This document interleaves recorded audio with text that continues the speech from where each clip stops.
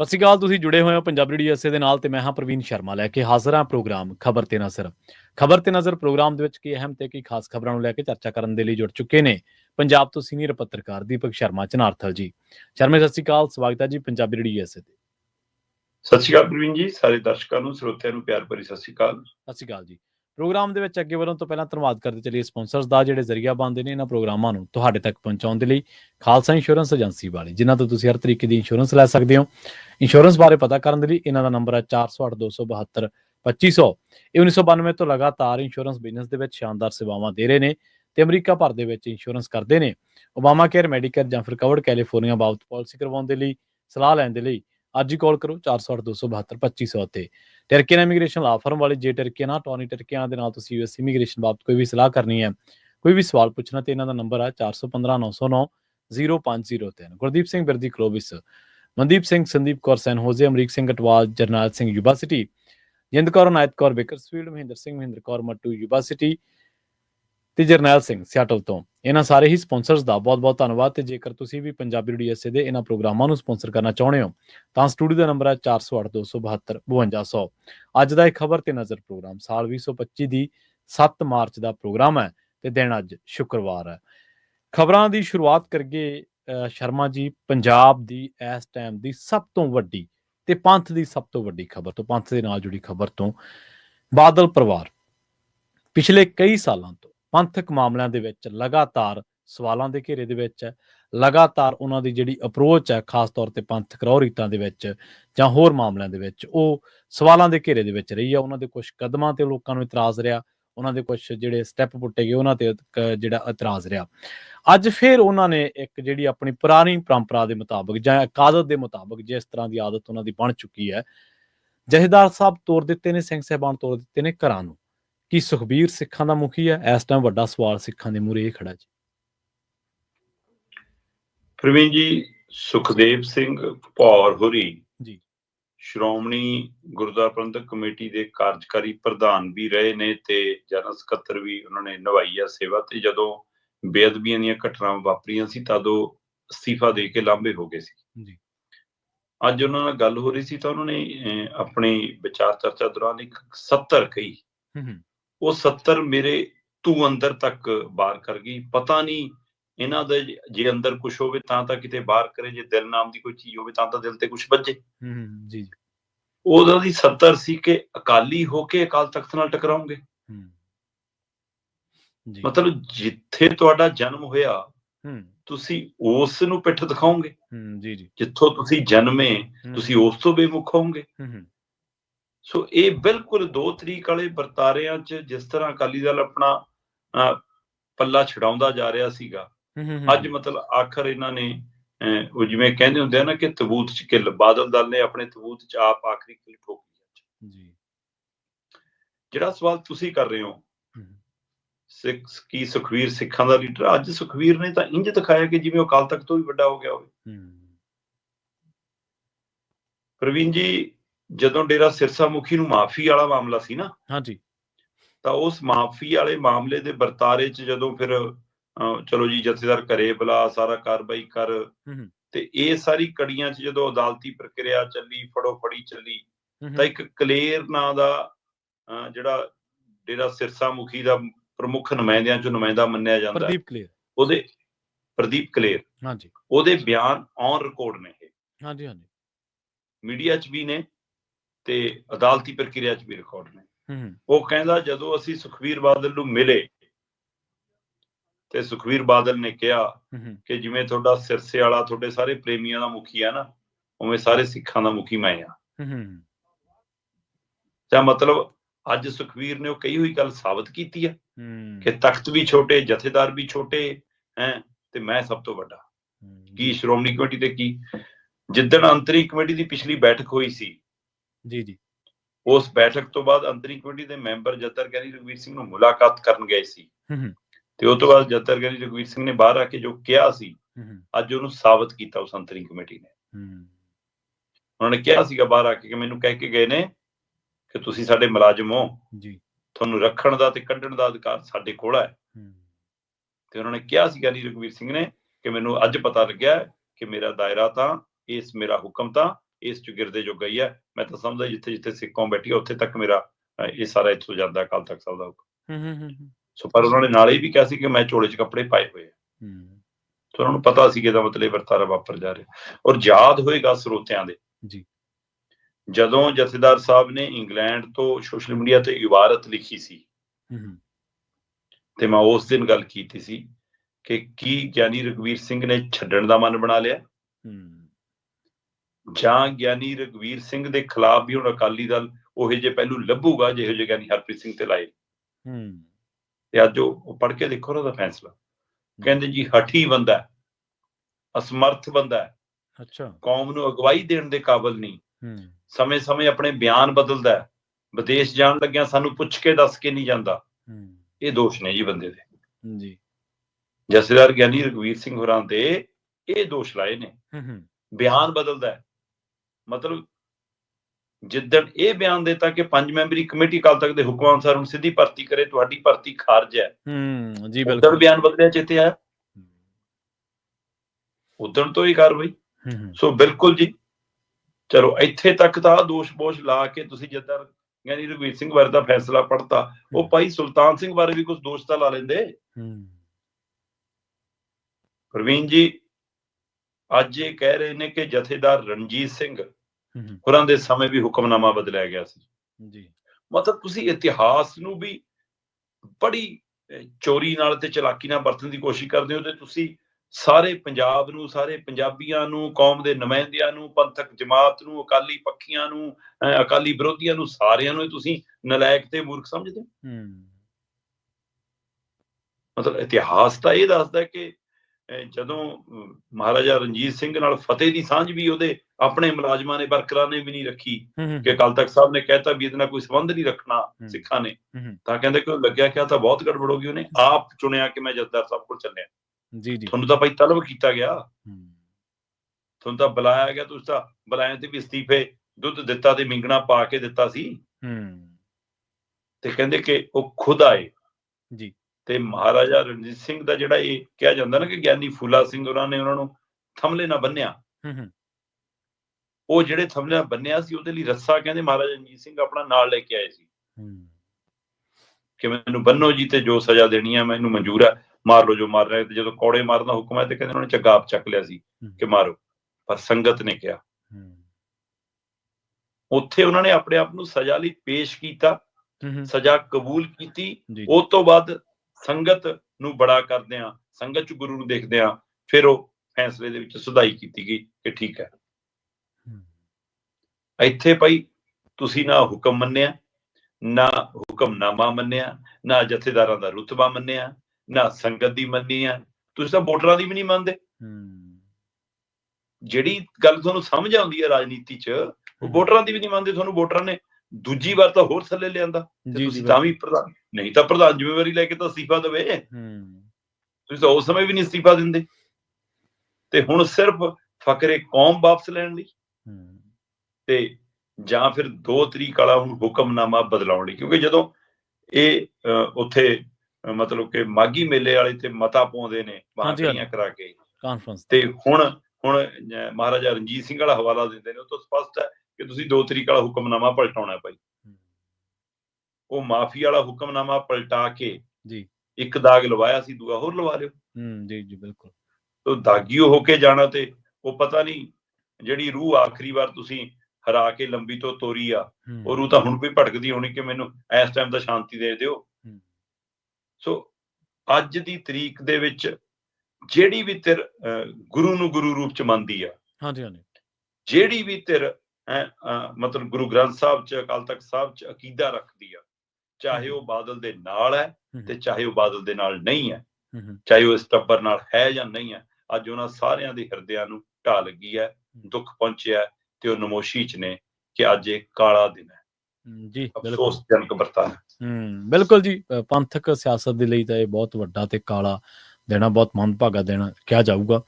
ਉਧਰ ਦੂਜੇ ਪਾਸੇ ਜਿਹੜੇ ਪ੍ਰਧਾਨ ਸਾਹਿਬ ਰਹੇ ਨੇ ਹਰਜਿੰਦਰ ਸਿੰਘ ਧਾਮੀ, ਉਹਨਾਂ ਨੇ ਕਹਿੰਦੇ ਵਾਰ-ਵਾਰ ਸ਼ੁਕਰਾਨਾ ਅਰਦਾਸ ਕੀਤੀ।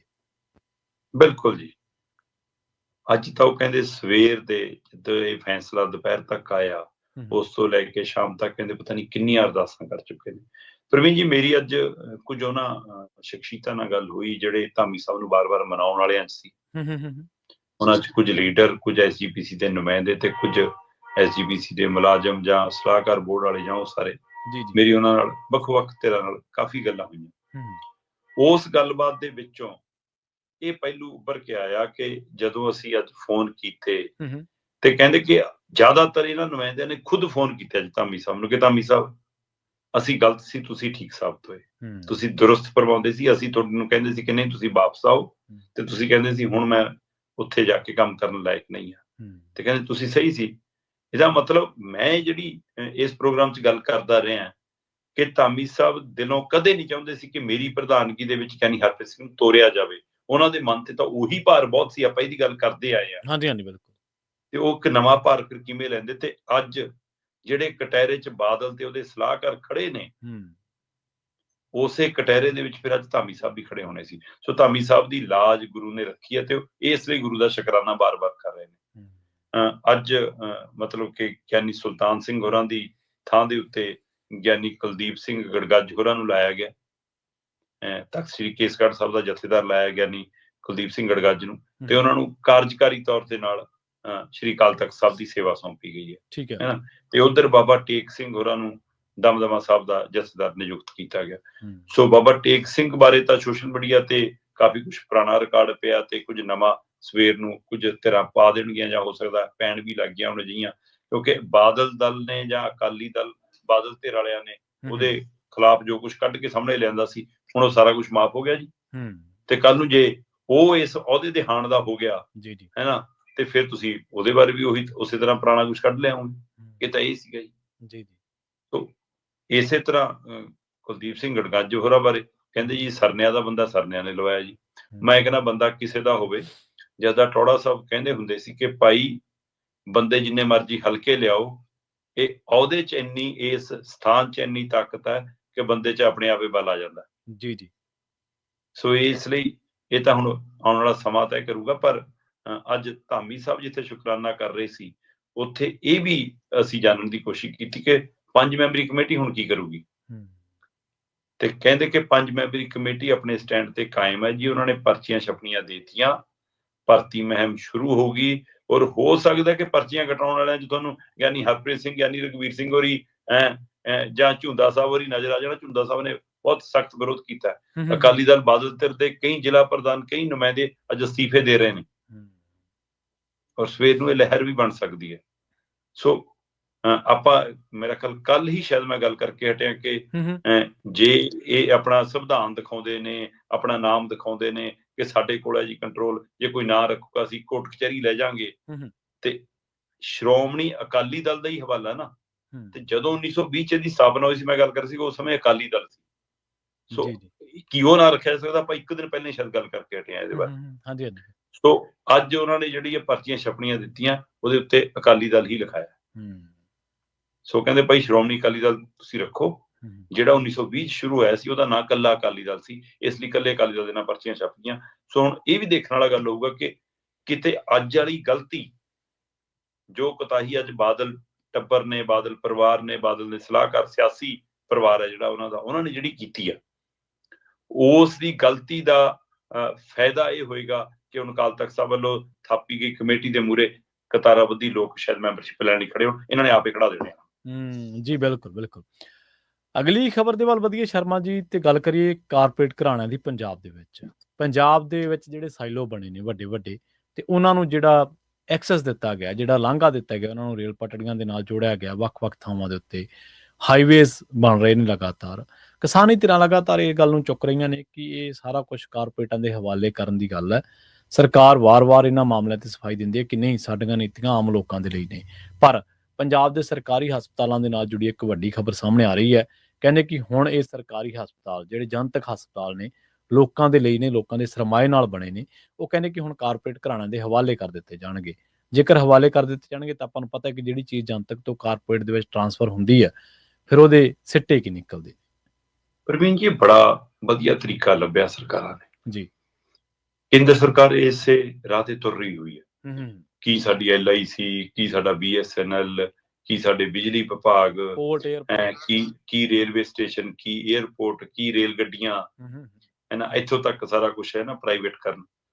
ਸੋ ਇਹ ਵਧੀਆ ਤਰੀਕਾ ਹੈ ਕਿ ਲੋਕਾਂ ਦੇ ਟੈਕਸ ਚੋਂ, ਲੋਕਾਂ ਦੇ ਪੈਸੇ ਚੋਂ ਸਰਕਾਰੀ ਅਦਾਰਾ ਖੜਾ ਕਰੋ, ਉਹ ਢਾਂਚਾ ਤਿਆਰ ਕਰੋ ਤੇ ਬਾਅਦ ਚੋਂ ਥਾਲੀ 'ਚ ਪਰੋਸ ਕੇ ਘਰਾਣਿਆਂ ਨੂੰ ਦੇ ਦਿਓ। ਹੁਣ ਤਾਂ ਵਧੀਆ ਜੀ।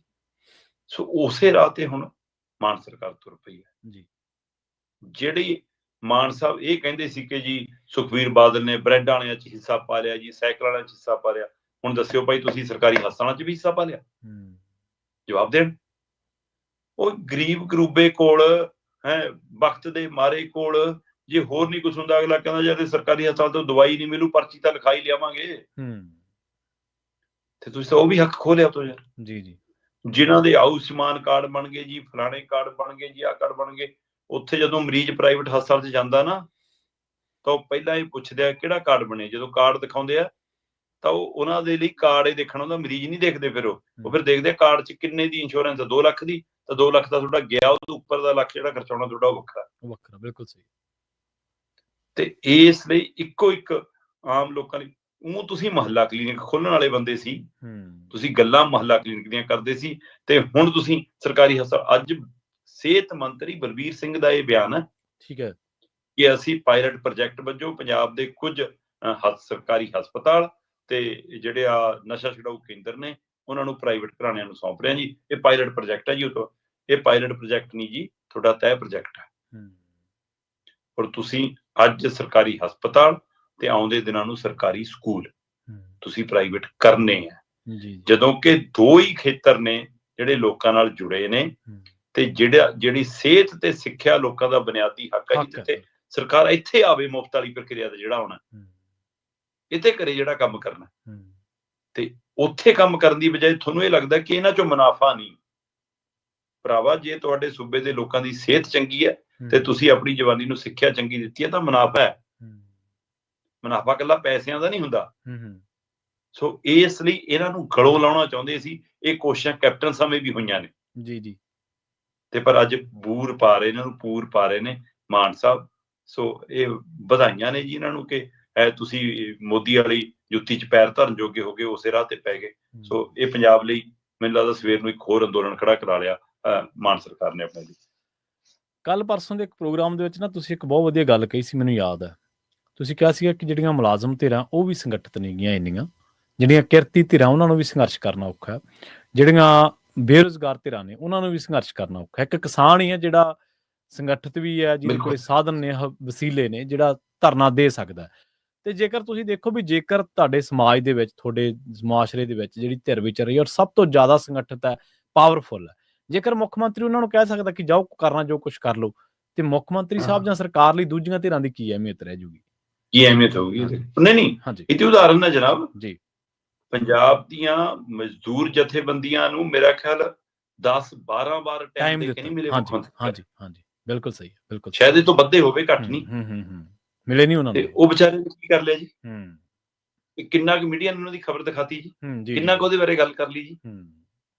ਸੋ ਇੱਥੋਂ ਸਭ ਲਾ ਲਓ ਕਿ ਇਹ ਉਵੇਂ ਹੀ ਹੈ ਕਿ ਅਸੀਂ ਵਿਆਹ ਰੱਖਿਆ ਹੁੰਦਾ ਤੇ ਅਸੀਂ ਜਿੰਨਾ ਬੜਾ ਘਰ ਆ ਉਹਨਾਂ ਡੱਬਾ ਵਧੀਆ ਦੇ ਦਿਓ ਜੀ, ਤੇ ਜਿੰਨਾ ਗਰੀਬ ਆ ਉਹਨਾਂ ਘਟੀਆ ਦੇ ਦਿਓ। ਮਤਲਬ ਇਹ ਉਹੀ ਤਰੀਕੇ ਨੇ ਨਾ, ਉਹੀ ਤਰੀਕੇ ਨੇ, ਉਹੀ ਨੇ, ਬਿਲਕੁਲ ਜੀ। ਸਰਕਾਰਾਂ ਦਾ ਉਹੀ ਰਵੱਈਆ ਜਨਾਬ। ਤੁਸੀਂ ਉਸੇ ਰਾਹ ਤੇ ਹੋ।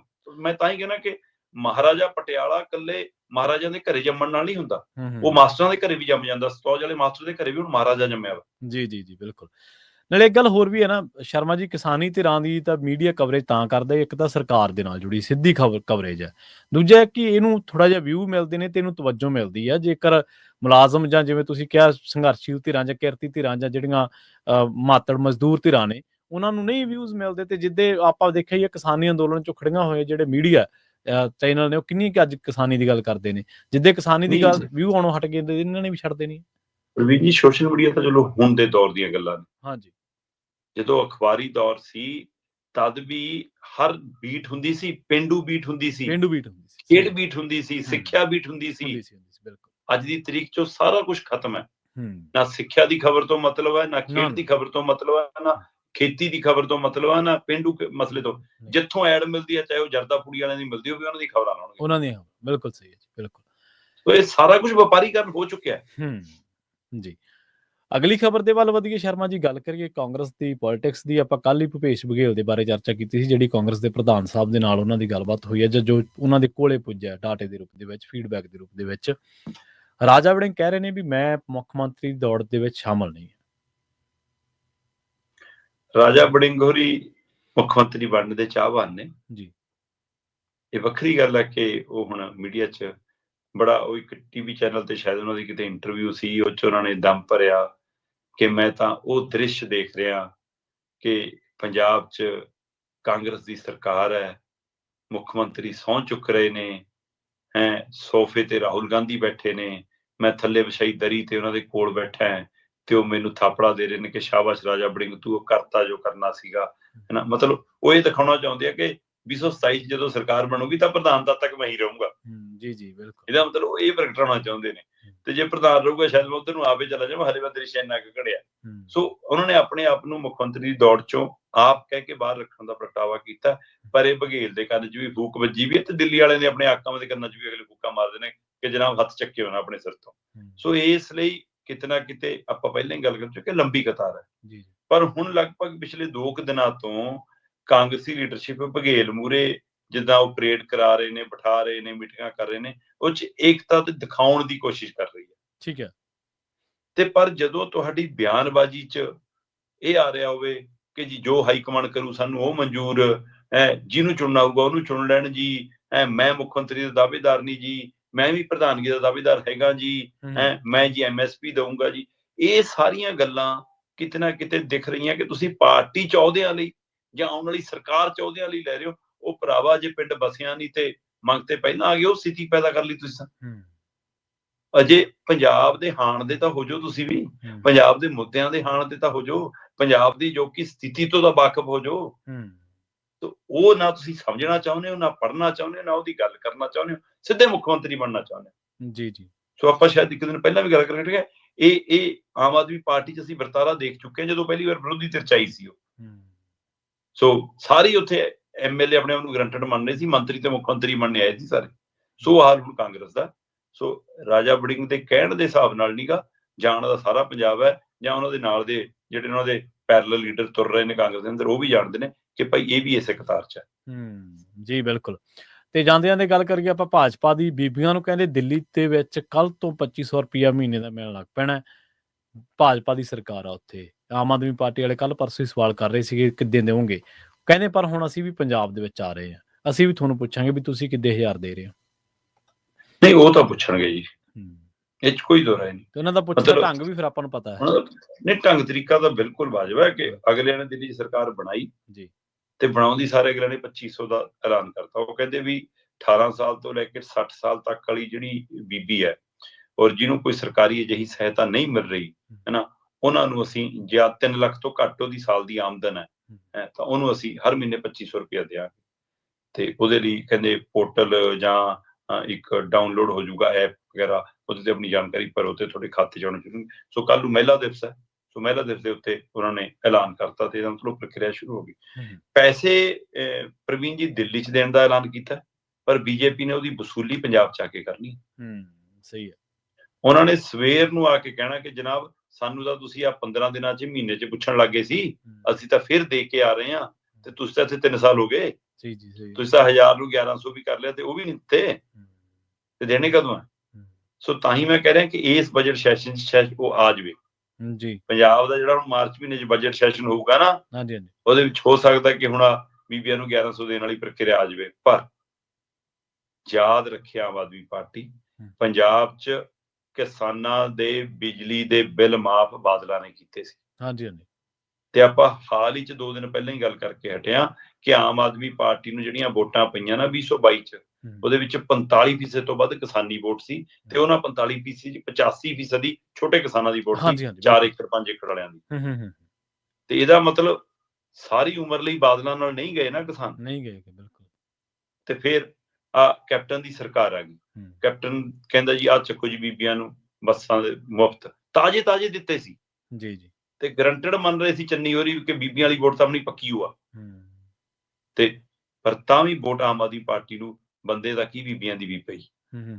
ਤੇ ਇਹਨਾਂ ਨੇ ਆ ਕੇ ਬਿਜਲੀ ਮਾਫ ਕਰਤੀ ਜੀ, ਤੇ ਹੁਣ ਜੇ ਸਮਝਣ ਕਿ ਬਿਜਲੀ ਸਾਰੇ ਭਾਈ ਜਿਹੜੇ ਬਾਦਲਾਂ ਦੇ ਨਹੀਂ ਹੋਏ, ਜਿਹੜੇ ਕੈਪਟਨ ਦੇ ਨਹੀਂ ਹੋਏ, ਉਹ ਤੁਹਾਡੇ ਵੀ ਹੋਣ ਦੀ ਗਾਰੰਟੀ। ਸੋ ਇਸ ਲਈ ਬੀਜੇਪੀ ਜਿਹੜੇ ਢੰਗ ਤਰੀਕੇ ਨਾਲ ਪੰਜਾਬ 'ਚ ਦਾਖਲ ਹੋਣ ਜਾ ਰਹੀ ਆ, ਸ਼ਾਇਦ ਉਸ ਨੂੰ ਨਾ ਆਮ ਆਦਮੀ ਪਾਰਟੀ ਸਮਝ ਪਾ ਰਹੀ ਆ, ਨਾ ਅਕਾਲੀ ਸਮਝ ਪਾ ਰਹੇ ਨੇ, ਨਾ ਕਾਂਗਰਸ ਸਮਝਣਾ ਚਾਹੁੰਦੀ ਆ, ਤੇ ਨਾ ਹੀ ਪੰਜਾਬ ਦੇ ਸਿਰ ਦੇ ਲੋਕ ਸਮਝ ਪਾ ਰਹੇ ਨੇ, ਜਾਂ ਸਮਝਣਾ ਵੀ ਨਹੀਂ ਚਾਹੁੰਦੇ, ਤੇ ਜਾਂ ਕਿਤੇ ਨਾ ਕਿਤੇ ਸੋਚਣ ਵੀ ਲੱਗ ਪਏ ਕਿ ਕੋਈ ਗੱਲ ਨਹੀਂ, ਸਾਰਿਆਂ ਦਾ ਸਵਾਦ ਦੇਖ ਲਿਆ, ਇਹਨਾਂ ਦੇ ਵੀ ਦੇਖ ਲਈਏ। ਬੀਜੇਪੀ ਪੰਜਾਬ 'ਚ ਦਾਖਲ ਹੋ ਰਹੀ ਆ ਔਰ ਐਕਟੀ ਮੁੱਖ ਧਾਰਾ 'ਚ ਲੜਦੀ ਵੀ ਨਜ਼ਰ ਆਊਗੀ। ਬਿਲਕੁਲ ਸਹੀ, ਬਿਲਕੁਲ ਸਹੀ ਜੀ। ਸ਼ਰਮਾ ਜੀ, ਇਹਨਾਂ ਖਾਸ ਖਬਰਾਂ ਤੇ ਖਾਸ ਜਾਣਕਾਰੀਆਂ ਦੇ ਲਈ ਤੁਹਾਡਾ ਬਹੁਤ ਬਹੁਤ ਧੰਨਵਾਦ ਜੀ। ਬਹੁਤ ਸ਼ੁਕਰੀਆ ਜੀ। ਪ੍ਰੋਗਰਾਮ ਖਬਰ ਤੇ ਨਜ਼ਰ ਨੂੰ ਆਪਾਂ ਇੱਥੇ ਸਮਾਪਤ ਕਰਾਂਗੇ। ਤੁਹਾਡਾ ਸਾਰਿਆਂ ਦਾ ਵੀ ਬਹੁਤ ਧੰਨਵਾਦ। ਸਤਿ ਸ਼੍ਰੀ ਅਕਾਲ। ਜੁੜੇ ਰਹੋ ਪੰਜਾਬੀ ਰੇਡੀਓ USA ਦੇ ਨਾਲ।